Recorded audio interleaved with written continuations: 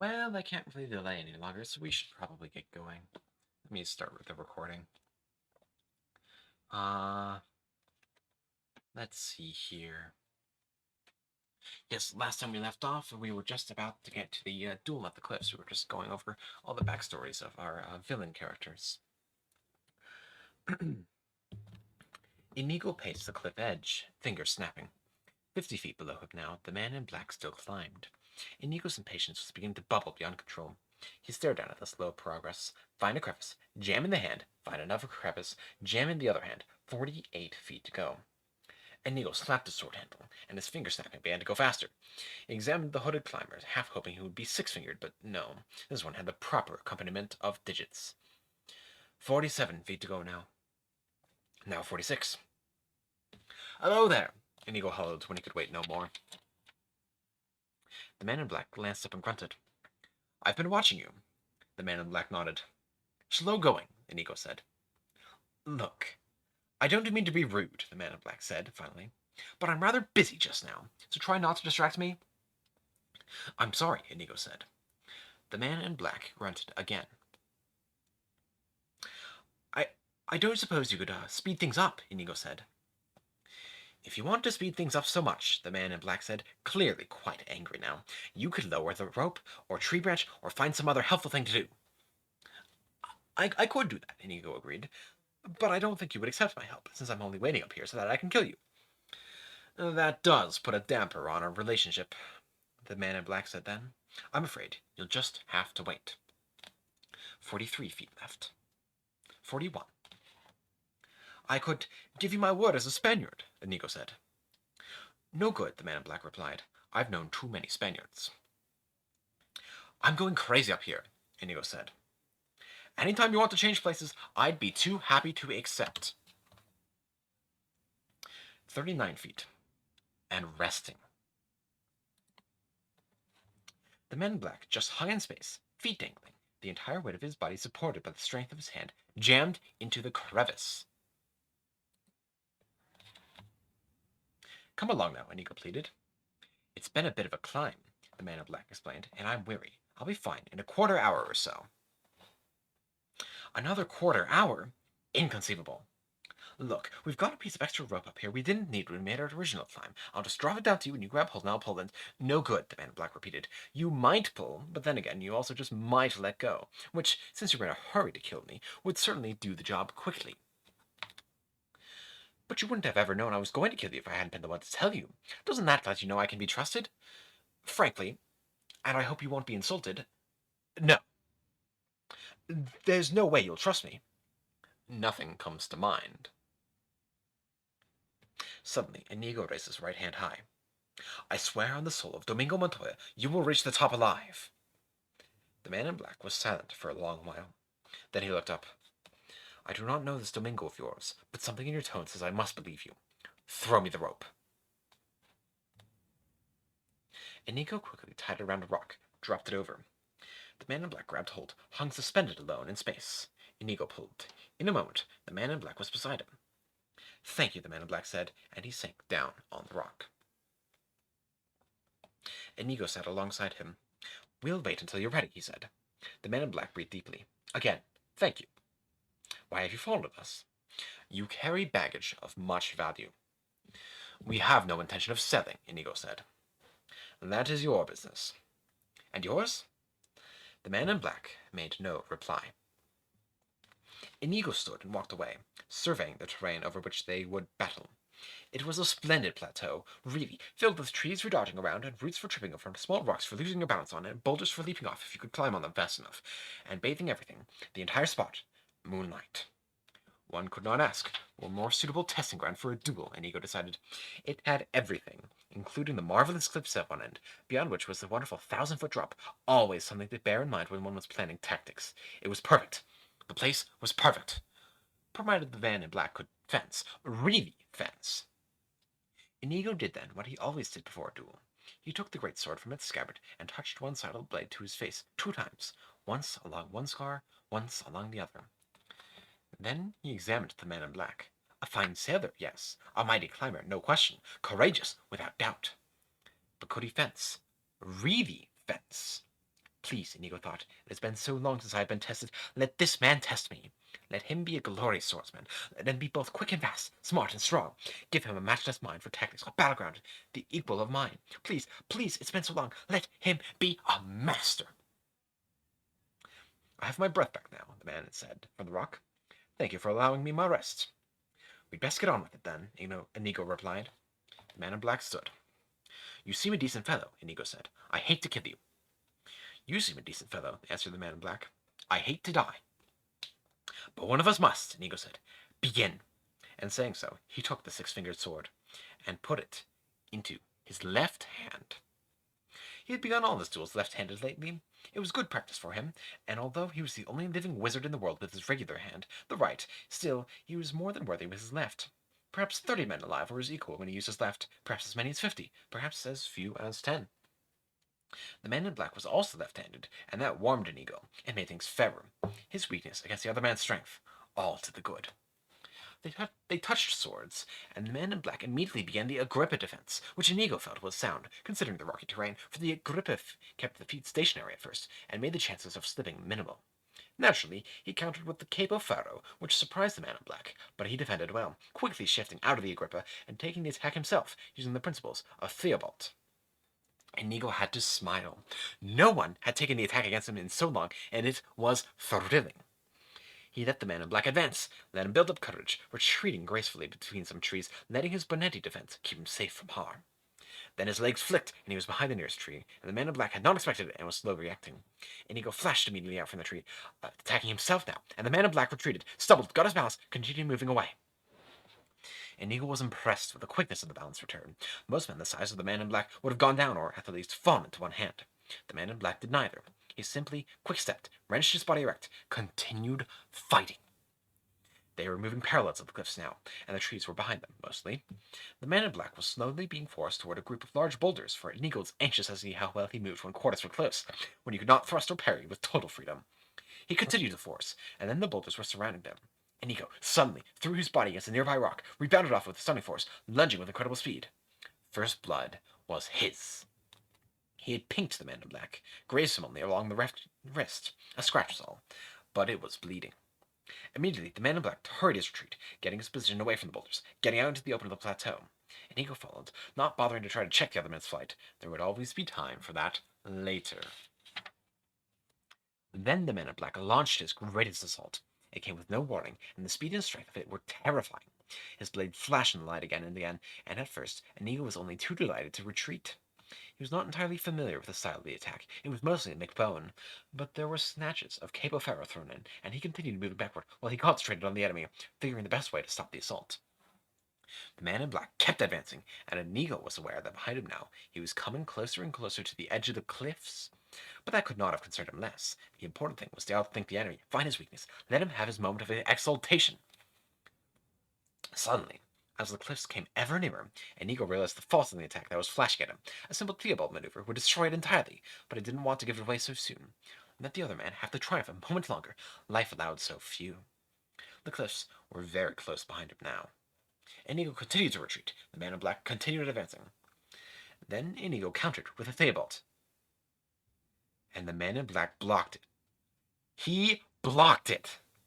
Inigo repeated the Theobald move, and again it didn't work. He switched to Capo Ferro. He tried Benetti. He went to Fabris. In desperation, he began a move used only twice, by sight. Nothing worked. The man in black kept attacking, and the cliffs were almost there. Inigo never panicked, never came close, but he decided some things very quickly, because there was no time for long consultations, and what he decided was that although the man in black was slow in reacting to moves behind trees, and not much good at all amidst the boulders, when movement was restricted, yet out in the open, where there was space, he was a terror! A left-handed, black-masked terror. You are most excellent, he said. His rear foot was at the cliff's edge. He could retreat no more. Thank you, the man in black replied. I have worked very hard to become so. You are better than I am, Inigo admitted. So it seems. But if that is true, then why are you smiling? Because, Inigo answered, I know something you don't know. And what is that? Asked the man in black. I'm not left-handed, Inigo replied, and with those words he all but threw the six-fingered sword into his right hand, and the tide of battle turned. The man in black retreated before the slashing of the great sword. He tried to sidestep, tried to parry, tried to somehow escape the doom that was now inevitable, but there was no way. He could block 50 thrusts. The 51st slipped through, and now his left arm was bleeding. He could thwart 50 repulses, but not the 51st. And now his shoulder bled. The wounds were not yet grave, but they kept on coming as they dodged across the stones, and then the man in black found himself amidst the trees, and that was bad for him. So he all but fled before Inigo's onslaught, and then he was in the open again, but Inigo kept coming. Nothing could stop him, and then the man in black was back among the boulders, and that was even worse for him than the trees, and he shouted out with frustration and practically ran to where there was open space again. But there was no dealing with the wizard, and slowly, again, the deadly cliffs became a factor in the fight. Only now it was the man in black who was being forced to doom. He was brave, and he was strong, and the cuts did not make him beg for mercy, and he showed no fear behind his black mask. "You are amazing," he cried, as Inigo increased the already blinding speed of the blade. "Thank you. It has not come without effort." The death moment was at hand now. Again and again, Inigo thrust forward, and again the man in black managed to ward off the attacks. But each time it was harder, and the strength in Inigo's wrists was endless, and he only thrust the more fiercely, and soon the man in black grew weak. "You cannot tell," he said then, "because I wear a cape and mask. But I am smiling now." "Why?" "Because I'm not left-handed either," said the man in black, and he too switched hands, and now the battle was finally joined. And Inigo began to retreat. "Who are you?" he screamed. "No one of import, another lover of the blade." "I must know." "Get used to disappointment." They flashed along the open plateau now, and the blades were both invisible, but oh, the earth trembled, and oh, the skies shook, and Inigo was losing. He tried to make for the trees, but the man in black wouldn't have none of it. He tried to retreat into the boulders, but that was denied him too. And in the open, unthinkable as it was, the man in black was superior. Not much, but in a multitude of tiny ways, he was of a slightly higher quality. A hair quicker, a fraction stronger, a speck faster. Not really much at all. But it was enough. They met in Center Plateau for the final assault. Neither man conceded anything. The sound of metal clashing metal rose. A final burst of energy flew through Inigo's veins, and he made every attempt, tried every trick, used every hour of every day of his years of experience. But he was blocked by the man in black. He was shackled by the man in black. He was baffled, thwarted, muzzled, beaten by the man in black. A final flick, and the great six-fingered sword went flying from his hand. Inigo stood there, helpless. Then he dropped to his knees, bowed his head, closed his eyes. "Do it quickly," he said. "May my hands fall from my wrists before I kill an artist like yourself," said the man in black. "I would as soon destroy a Da Vinci. However," and here he clubbed Inigo's head with the butt of his sword, "since I can't have you following me either, please understand that I hold you in the highest respect." He struck once more time, and the Spaniard fell unconscious. The man in black quickly tied Inigo's hands round a tree and left him there, for the moment, sleeping and helpless. Then he sheathed his sword, picked up the Sicilian's trail, and raced into the night. "He has beaten Inigo," the Turk said. Not quite sure he wanted to believe it, but positive that the news was sad. He liked Inigo. Inigo was the only one who wouldn't laugh when Fezzik asked him to play rhymes. They were hurrying along a mountainous path on the way to the Gilder frontier. The path was narrow, and strewn with rocks like cannonballs, so the Sicilian had a terrible time keeping up. Fezzik carried Buttercup lightly on his shoulders. She was still tied, hand and foot. "I didn't hear you. Say it again," the Sicilian called out, so Fezzik waited for the hunchback to catch up to him. "See?" Fezzik pointed then. Far down, at the very bottom of the mountain path, the man in black could be seen running. "Inigo is beaten." "Inconceivable!" exploded the Sicilian. Fezzik never dared disagree with the hunchback. "I'm so stupid," Fezzik nodded. "Inigo has not lost the man in black. He has defeated him. And to prove it, he has put on all the man in black's clothes and masks and hoods and boots and gained 80 pounds. The Sicilian squinted down towards the running figure. "Fool!" he hurled at the Turk. "After all these years, can't you tell Inigo when you see him? That isn't Inigo." I'll never learn," the Turk agreed. "If there's ever a question about anything, you can always count on me to get it wrong." Inigo must have slipped or been tricked, or otherwise unfairly beaten. That's the only conceivable explanation. Conceivable, believable, the giant thought, only he didn't dare say it out loud. Not to the Sicilian. He might have whispered it to Inigo late at night, but that was before Inigo was dead. He might also have whispered, "Heavable, thievable, weavable." That was as far as he got before the Sicilian started talking again, and that always meant he had to pay very strict attention. Nothing angered the hunchback as quickly as catching Fezzik thinking. Since he barely imagined someone like Fezzik capable of thought, he never asked what was on his mind, because he couldn't have cared less. If he had found out Fezzik was making rhymes, he would have laughed and then found new ways to make Fezzik suffer. "Untie her feet," the Sicilian commanded. Fezzik put the princess down and ripped the ropes apart that bound her legs. Then he rubbed her ankles so she could walk. The Sicilian grabbed her immediately and yanked her away. Catch up with us quickly, the Sicilian said. Instructions? Fezzik called out, almost panicked. He hated being left on his own like this. Finish him! Finish him! The Sicilian was getting peeved. Success, since Inigo failed us. But I can't fence. I don't know how to fence. Your way. The Sicilian could barely control himself now. Oh, yes, good. My way. Thank you, Fezzik. Fezzik sent to the hunchback. Then, summoning all his courage, I need a hint. You're always saying how you understand force, how force belongs to you. Use it. I don't care how. Wait for him behind there. He pointed to a sharp bend of the mountain path, and crush his head like an eggshell. He pointed to the cannonball-sized rocks. I could do that, yes, Physic nodded. He was marvelous at throwing heavy things. It just seems not very sportsmanlike, doesn't it? The Sicilian lost control. It was terrifying when he did it. With most people, they scream in hollow and jump around. With Vizzini, it was different. He got very, very quiet, and his voice sounded like it came from a dead throat, and his eyes turned to fire. I shall tell you this, and I shall tell it once. Stop the man in black. Stop him for good and all. If you fail, there will be no excuses. I will find another giant. Please don't desert me, Fezzik said. Then do as you are told. He grabbed hold of the buttercup again and hobbled up the mountain path and out of sight. Fezzik glanced down toward the figure racing up the path towards him, still a good distance away. Time enough to practice. Fezzik picked up a rock the size of a cannonball and aimed it at a crack in the mountain, 30 yards away. Swoosh! Dead center. He picked up a bigger rock and threw it at a shadow line twice the distance. Not quite swoosh. 2 inches to the right. Fezzik was reasonably satisfied. 2 inches off would still crush ahead if he aimed for the center. He groped around, found a perfect rock for throwing. It just fit his hand. Then he moved to the sharp turn of the path, backed off to unseen shadow. Unseen, silent, he waited patiently with his killing rock, counting the seconds until the man in black would die. Turkish women are famous for the size of their babies. The only happy newborn ever to weigh over 24 pounds upon entrance was a part of the Southern Turkish Union.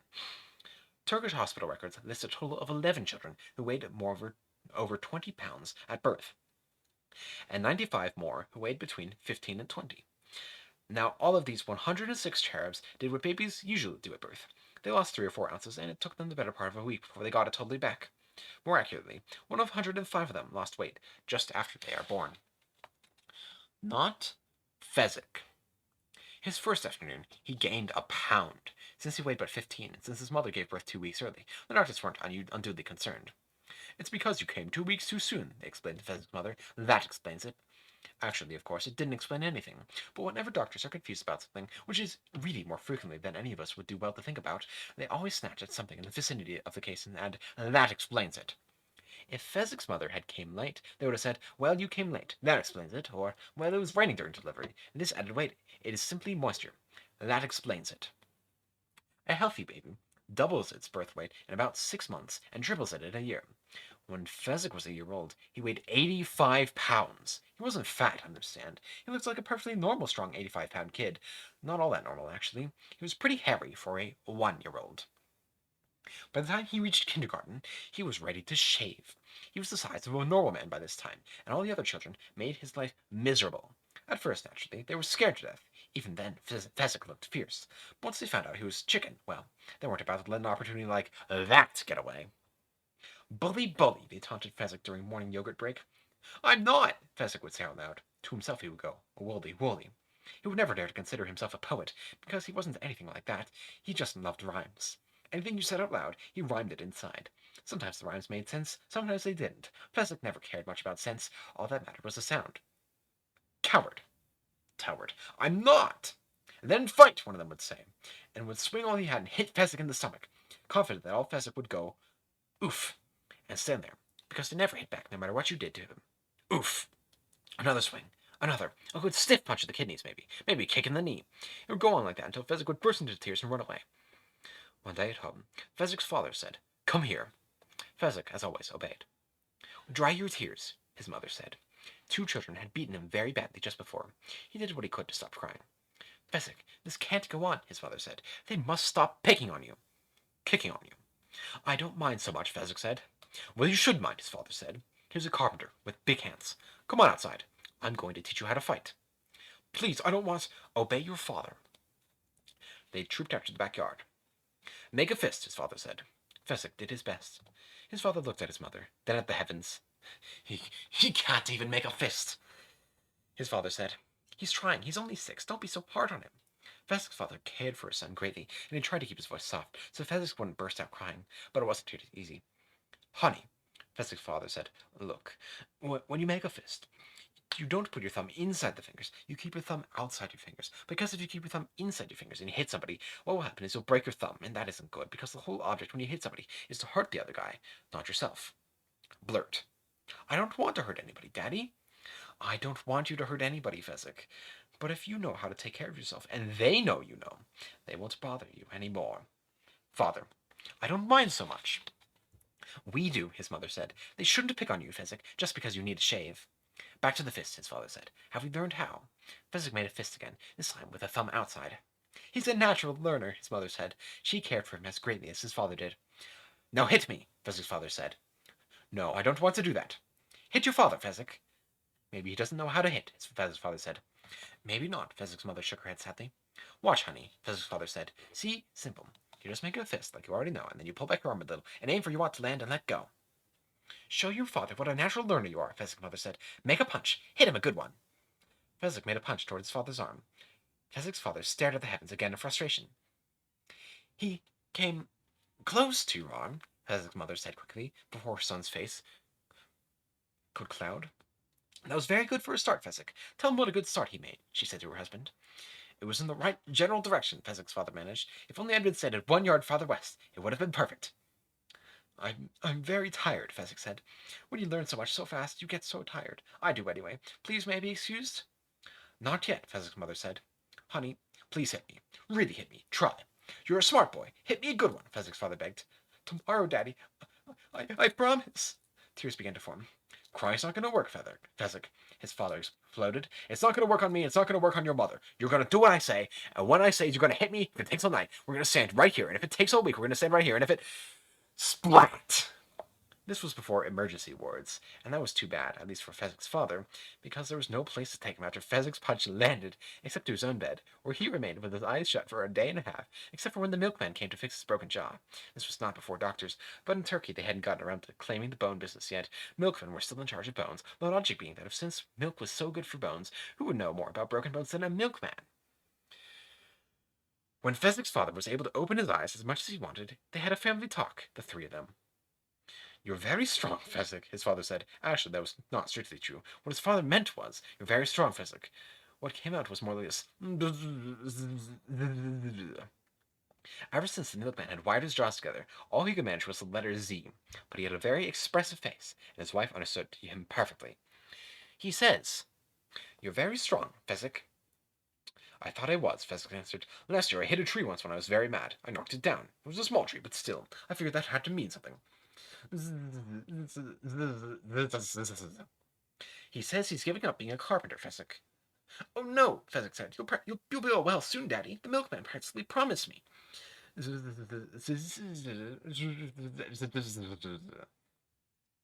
He wants to give up being a carpenter, Fezzik. But what will he do? Fezzik's mother answered this one herself. She and her husband having up half the night agreeing on the decision. He's going to be your manager, Fezzik. Fighting is the national sport of Turkey. We're all going to be rich and famous. But Mommy, Daddy, I don't like fighting. Fezzik's father reached out and gently patted his son's knee. He said.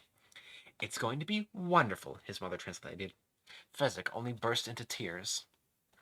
They had his first professional match in the village's Sandiki on a steaming hot Sunday. Fezzik's parents had a terrible time getting him into the ring. They were absolutely confident of victory because they had worked very hard. They had taught Fezzik for 3 solid years before they mutually agreed that he was ready. Fezzik's father handled tactics and ring strategy, while his mother was more in charge of diet and training, and they had never been happier. Fezzik had never been more miserable. He was scared and frightened and terrified, all rolled into one. No matter how they reassured him, he refused to enter the arena, because he knew something. Even though outside he looked 20, and his mustache was already coming along nicely, inside he was still this 9-year-old who liked rhyming things. No, he said, I won't, you can't make me. After all we slaved for these 3 years, his father said. His jaw was almost as good as new now. He'll hurt me, Fezzik said. Life is pain, his mother said. Anybody that says different is selling something. Please, I'm not ready. I forget the holds. I'm not graceful. I fall down a lot. It's true. It was. Their only real fear was, were they rushing him? When the going gets tough, the tough get going, Fezzik's mother said. Get going, Fezzik, his father said. Fezzik stood his ground. Listen, we're not going to threaten you, Fezzik's parents said, more or less together. We all care for each other too much to pull any of that stuff. If you don't want to fight, nobody's going to force you. We'll just leave you alone forever. Fezzik's picture of hell was being left alone forever. He told them that when he was 5. They marched into the arena, then, to face the champion of Sandiki, who had been champion for 11 years since he was 24. He was very graceful and wide and stood 6 feet in height, only half a foot less than Fezzik. Fezzik didn't stand a chance. He was too clumsy. He kept falling down or getting his holds on backward, so they weren't holds at all. The champion Sandiki toyed with him. Fezzik kept getting thrown down or falling down or tumbling down or stumbling down. He always got up and tried again, but the champion Sandiki was much too fast for him, and too clever, and much, much too experienced. The whole crowd laughed and ate baklava and enjoyed the whole spectacle. Until Fezzik got his arms around the champion of Sandiki. The crowd grew very quiet then. Fezzik lifted him up. No noise. Fezzik squeezed. And squeezed. That's enough now, Fezzik's father said. Fezzik laid the other man down. Thank you, he said. You are a wonderful fighter, and I was lucky. The ex-champion of Sandiki kind of grunted. Raise your hands, you're the winner, his mother reminded. Fezzik stood there in the middle of the ring with his hands raised. Boo, said the crowd. Animal, ape, gorilla, boo! They did not linger long in Sandiki. As a matter of fact, it wasn't very safe from then on to linger long anywhere. They fought the champion of Ispir. Boo! The champion of Simel. Boo! They fought in Balu. They fought in Xylo. Boo! I don't care what anyone says, Mother told them one winter afternoon. You were my son, and you're wonderful. It was grey and dark, and they were hot-footing it out of Constantinople just as fast as they could, because Fezzik had just demolished their champion before most of the crowd had it was even seated. I'm not wonderful, Fezzik said. No right to insult me. I'm too big. Whenever I fight, it looks like I'm picking on somebody. Maybe, Fezzik's father began a little hesitantly. Maybe, Fezzik, if you just possibly kind of sort of lose a few fights, they might not yell at us so much.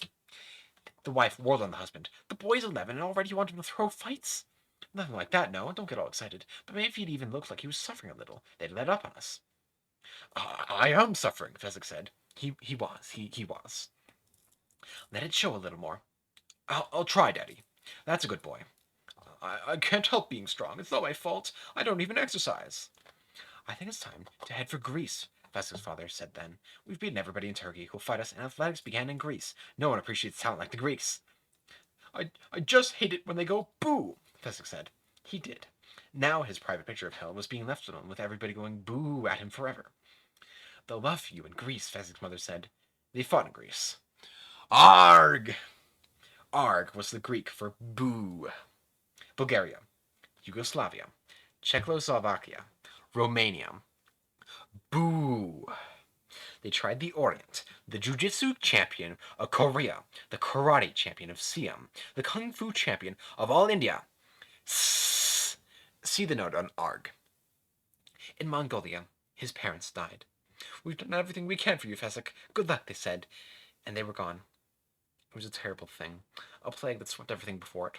Fezzik would have died too, only naturally he never got sick. Alone, he continued on, across the Gobi Desert, hitching rides sometimes with passing caravans, and it was there that he learned how to make them stop booing. Fight groups. It all began in a caravan on the Gobi, when the caravan head said, I'll bet my camel drivers can take you.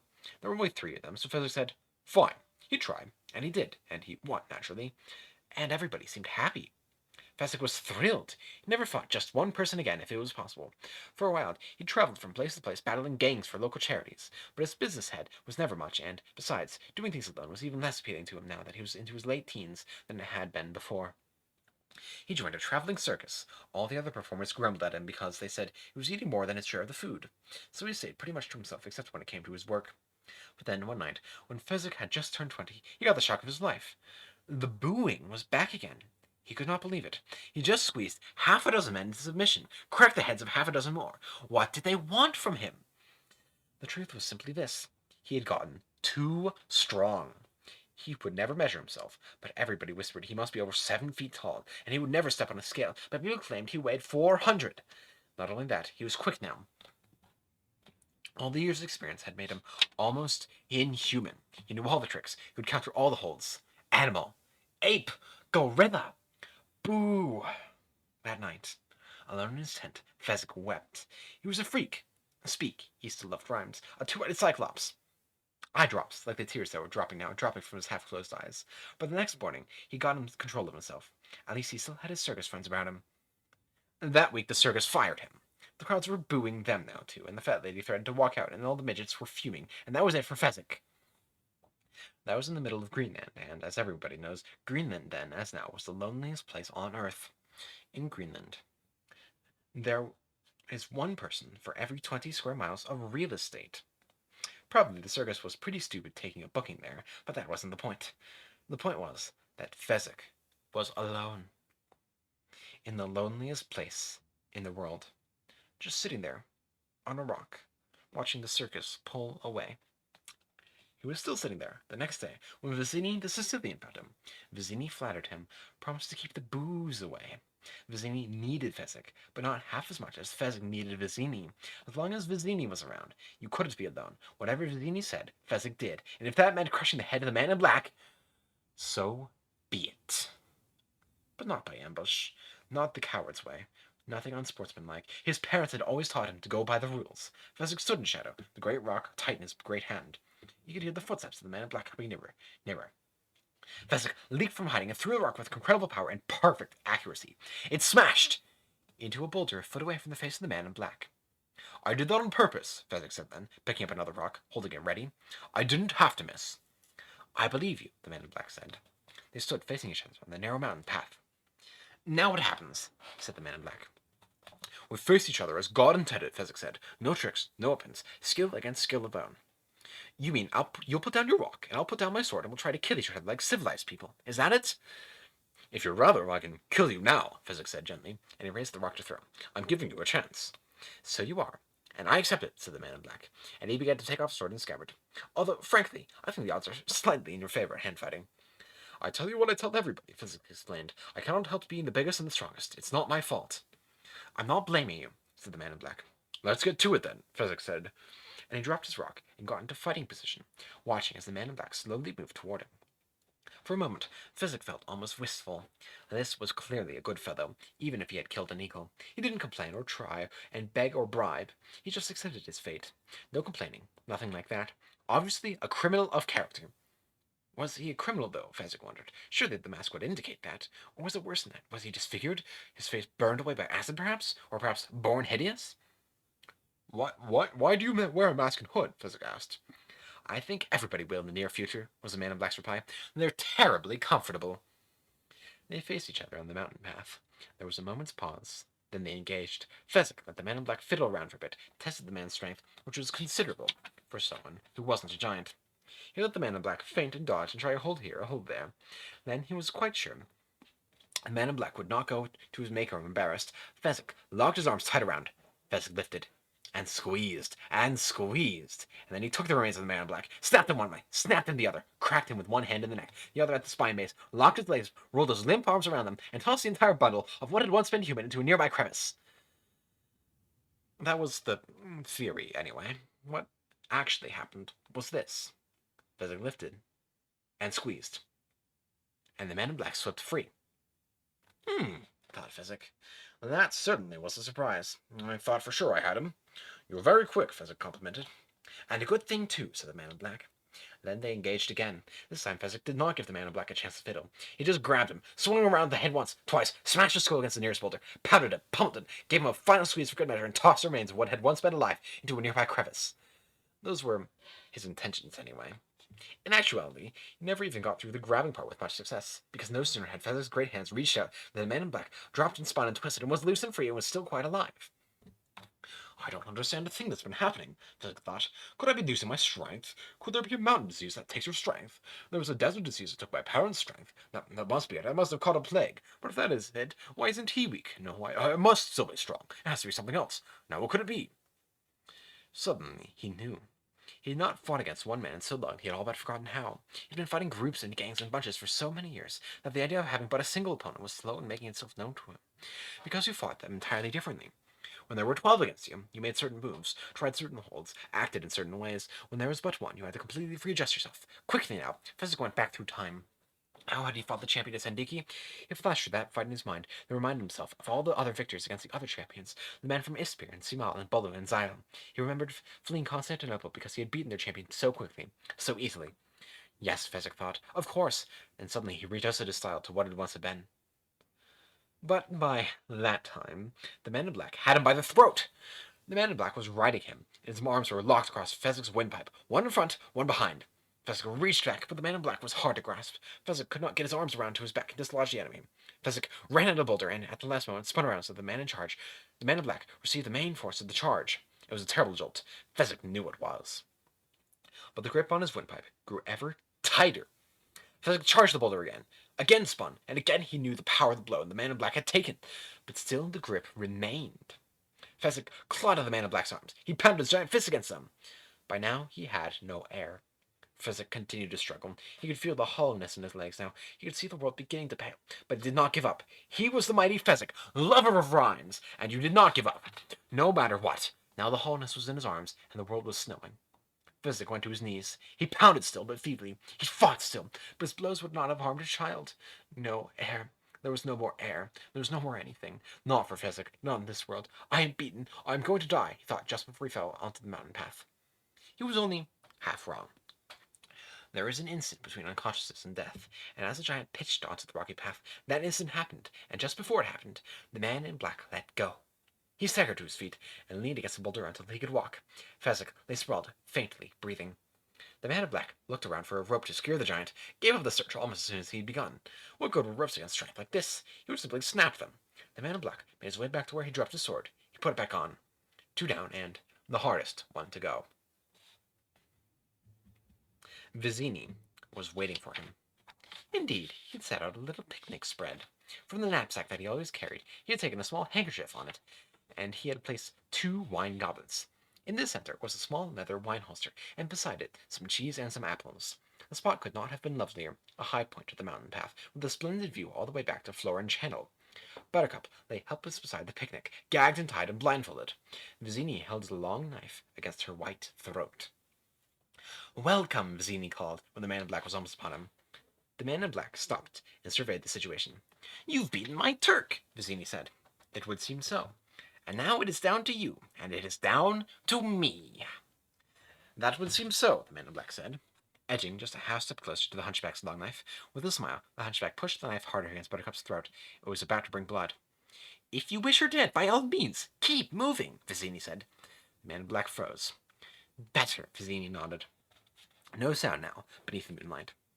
"I understand completely what you were trying to do," the Sicilian said finally, "and I want it quite clear that I resent your behavior. You were trying to kidnap what I have rightfully stolen, and I think it quite ungentlemanly." "Let me explain," the man in black began, starting to edge forward. "You're killing her!" the Sicilian screamed, shoving hard with the knife. A drop of blood appeared now at Buttercup's throat, red against white. The man in black retreated. "Let me explain," he said again, but from a distance. Again the hunchback interrupted. "There's nothing you can tell me I do not already know. I have not had the schooling equal to some, but for knowledge outside of books, there is no one in the world close to me. People say I read minds, but that is not, in all honesty, true. I merely predict the truth using logic and wisdom, and I say you are a kidnapper. Admit it." "I will admit that, as a ransom item, she has value, nothing more. I have been instructed to do certain things to her. It is very important that I follow my instructions. If I do this properly, I will be in demand for life. And my instructions do not include ransom, they include death. So your explanations are meaningless. We cannot do business together.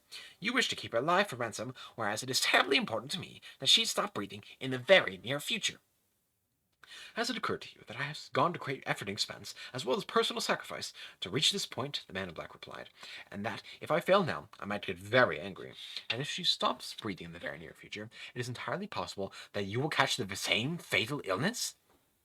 I have no doubt you could kill me. Any man who can get by Inigo and Fezzik would have no trouble disposing of me. However, has it occurred to you that if you did that, then neither of us would get what we want? You having lost your ransom item, me my life?" We are at an impasse, then, said the man in black. I fear so, said the Sicilian. I cannot compete with you physically, and you are no match for my brains. You are that smart.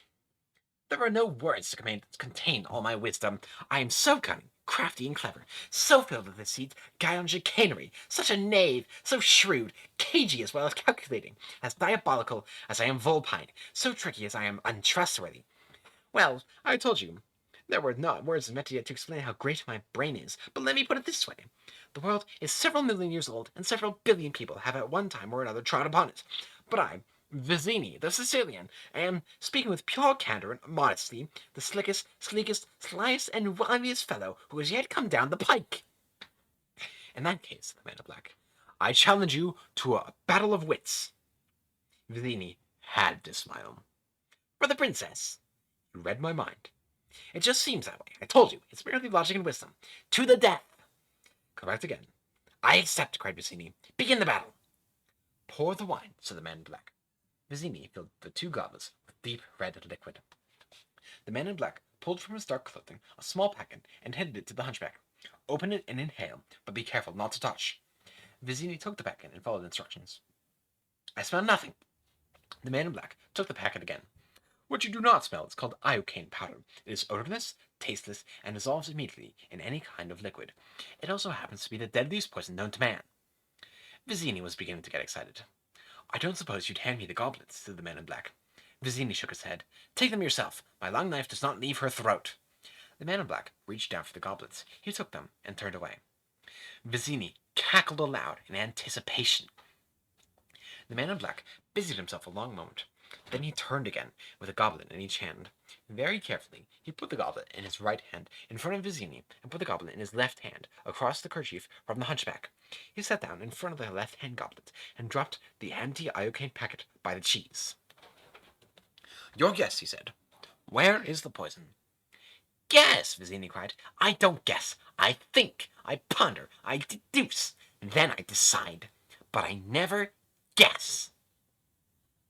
The battle of wits has begun, said the man in black. It ends when you decide, and we drink the wine and find out who is right and who is dead. We both drink, need I add, and swallow, naturally, at precisely the same time. It's all so simple, said the hunchback. All they have to do is deduce, from what I know of you, the way your mind works. Are you the kind of man who would put the poison into his own glass, or into the glass of his enemy? You're stalling, said the man in black. I'm relishing is what I'm doing, answered the Sicilian. No one has challenged my mind in years, and I love it. By the way, may I smell both goblets? Be my guest. Just be sure you put them down the same way you found them. The Sicilian sniffed his own glass. Then he reached across the kerchief for the goblet of the man in black and sniffed that.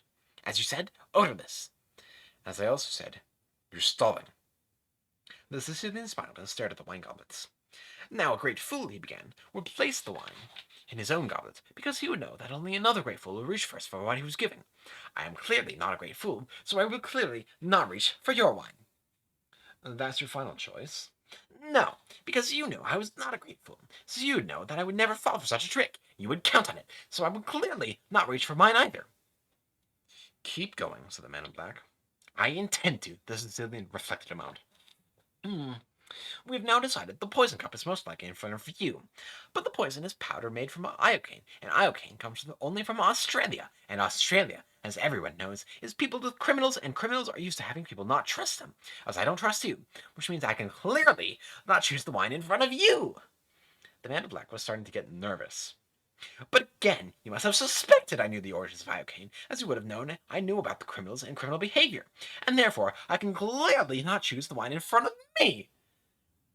Truly, you have a dizzying intellect, whispered the man in black. You have beaten my Turk, which means you are exceptionally strong. And exceptionally strong men are convinced that they are too powerful ever to die, too powerful even for iocane poison, so you could have put it in your cup, trusting on your strength to save you. Thus, I can clearly not choose the wine in front of you. The man in black was very nervous now. But you have bested my Spaniard, which means you must have studied, because he studied many years for his excellence, and if you can study, you are clearly more than simply strong. You are aware how mortal we all are, and you do not wish to die, so you would have kept the poison as far from yourself as possible. Therefore, I can clearly not choose the wine in front of me. You're just trying to make me give something away with all this chatter, said the man in black angrily. Well, it won't work. You'll learn nothing from me. That I promise you. I have already learned everything from you, said the Sicilian.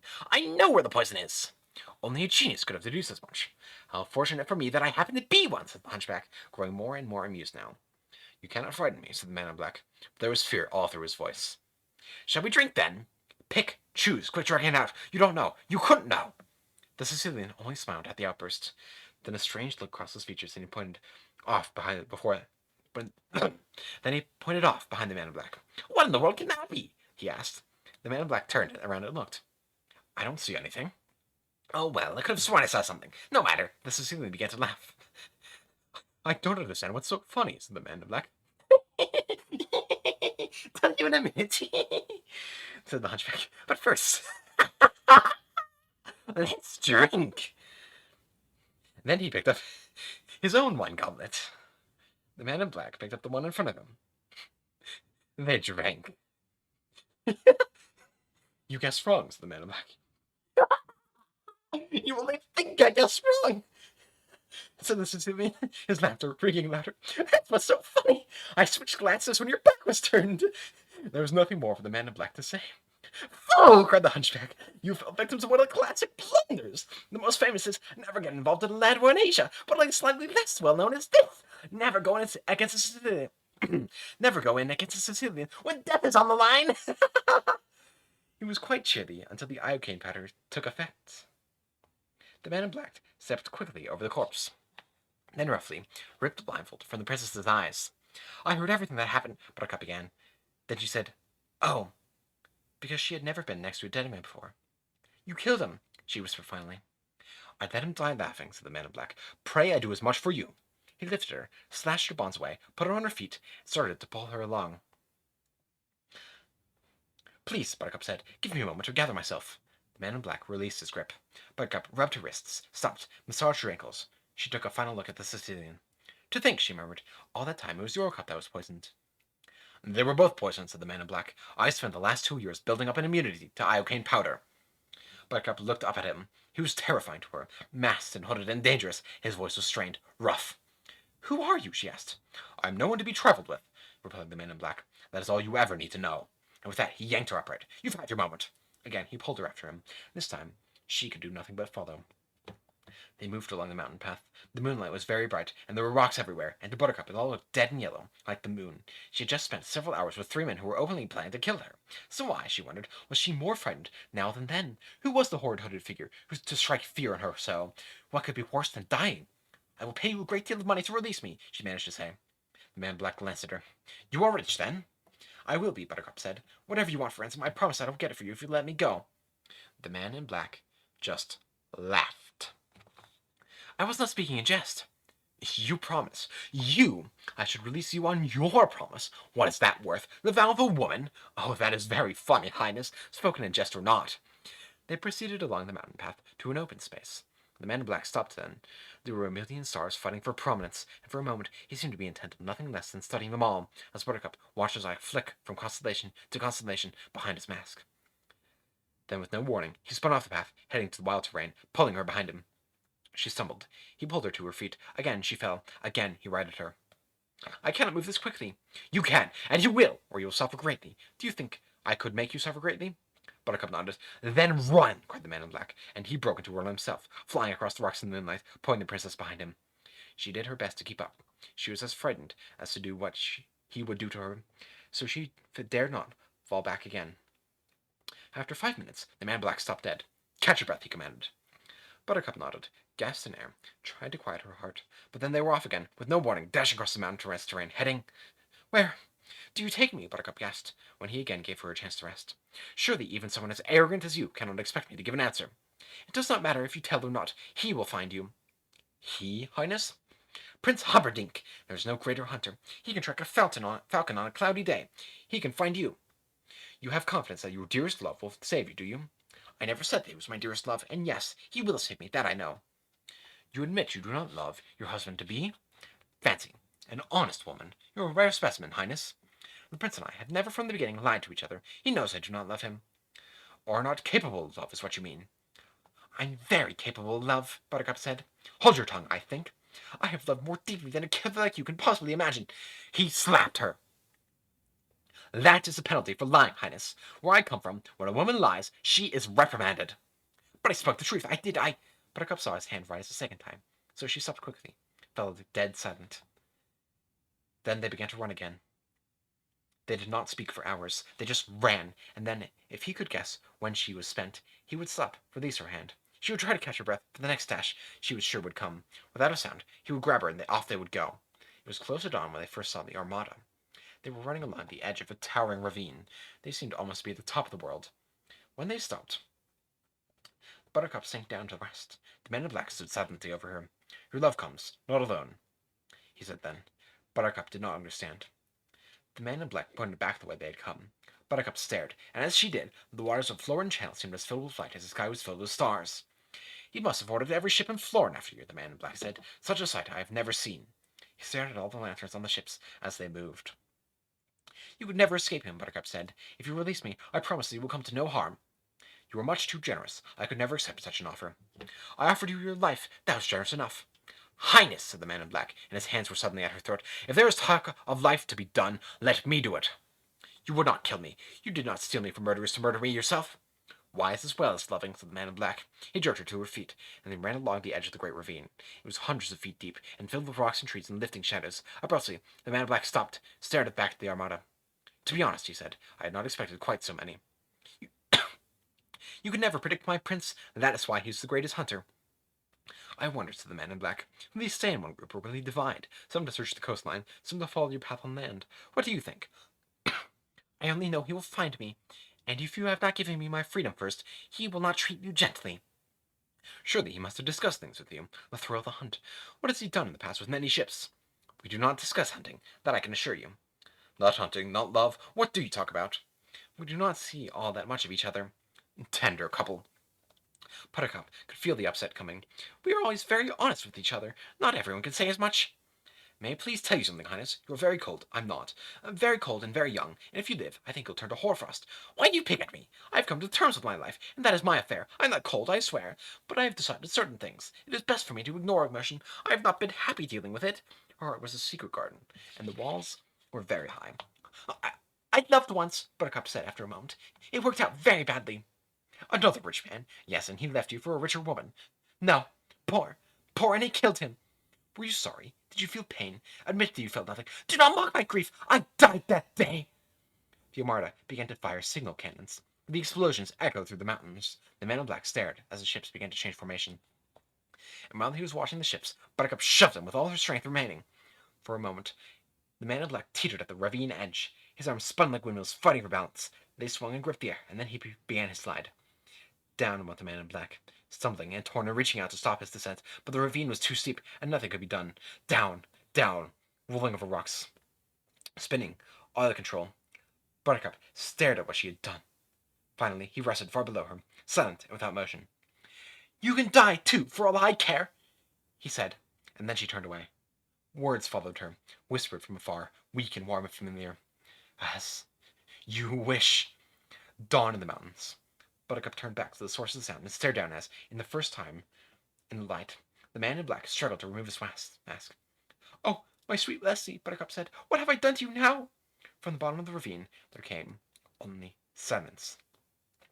Buttercup hesitated not a moment.